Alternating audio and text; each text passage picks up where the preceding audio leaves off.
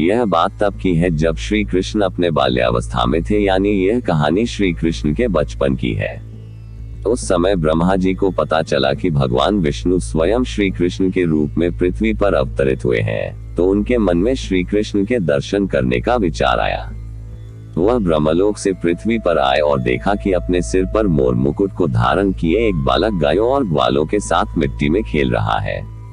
यह दृश्य देखकर ब्रह्मा जी को विश्वास नहीं हुआ कि यह बालक विष्णु जी का अवतार है, लेकिन बच्चे के चेहरे पर अतुल्य तेज था। यह देखकर ब्रह्मा जी ने श्री कृष्ण की परीक्षा लेने का विचार किया। उन्होंने सबसे पहले गायों को वहां से उठा लिया। फिर जब श्री कृष्ण गायों को देखने के लिए गए तो उन्होंने वहां खेल रहे ग्वालों को भी उठा लिया और अपने साथ ब्रह्मलोक ले गए।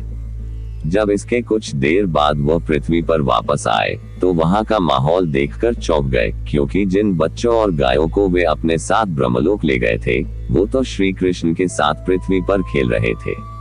यह देखकर उन्होंने ध्यान लगाकर ब्रह्मलोक की स्थिति जाननी चाहिए। उन्होंने दिव्य दृष्टि से देखा कि सभी बालक और गाय ब्रह्मलोक में ही है। यह सब देखकर उन्हें श्री कृष्ण की लीला समझ आ गई और उन्होंने हाथ जोड़कर उनसे क्षमा मांगी। साथ ही प्रार्थना की कि प्रभु मुझे अपने असली रूप के दर्शन दे।